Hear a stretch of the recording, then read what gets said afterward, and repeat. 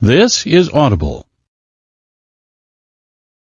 Bordeaux presents Hollow, Book 1 in the Crown of Hearts and Chaos series. Written by Caroline Peckham and Susanne Valenti. Performed in duet by Bridget and Jake Bordeaux. Chapter 1. Ferris.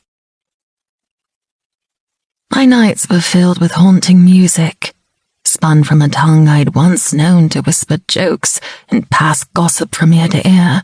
The words struck chords in my heart which stung when I woke and ached throughout the days until I finally succumbed to slumber, and her songs found me again.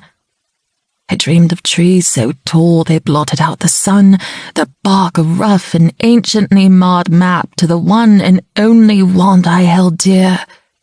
Sometimes I found myself running between those wicked trunks, calling out to a girl who ran ahead of me, a song just out of sight, always coming from beyond the next bough, next branch, next bramble.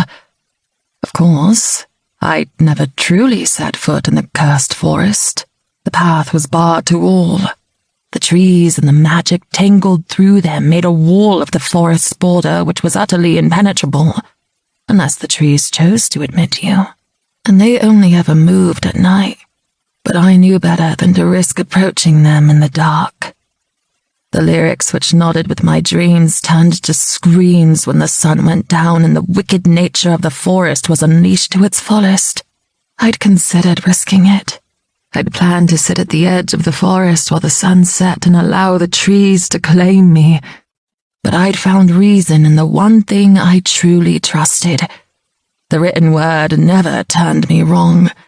And if there was one thing all of the tomes and scrolls I'd scoured agreed upon, it was that facing the trees at night was nothing less than a death sentence. The blood smearing those cursed branches on the nights the forest found prey was proof enough of that. And I was no good to anyone if I was dead. The song I cherished and loathed wrapped itself around me in my fitful dreams, her words both a caress and a warning. Come to the trees where their faces grow pale. Lean close to hear secrets of terror and scale. My worth was well measured, my journey awaits. You'll only come find me when we unbar our gates. It was painted in the whispered words of a child, its lyrics like a river which changed course and spun secrets, never the same, yet always pulling me in one unchanging direction. And I was done resisting the draw of the current.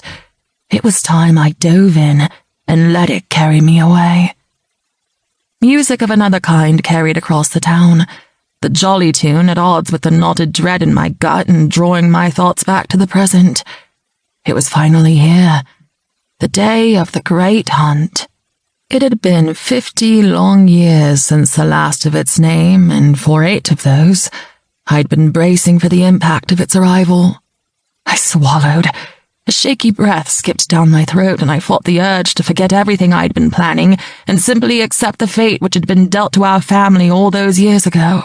This path had been laid out for me for far too long to allow doubts to turn me from it now. Are you ready?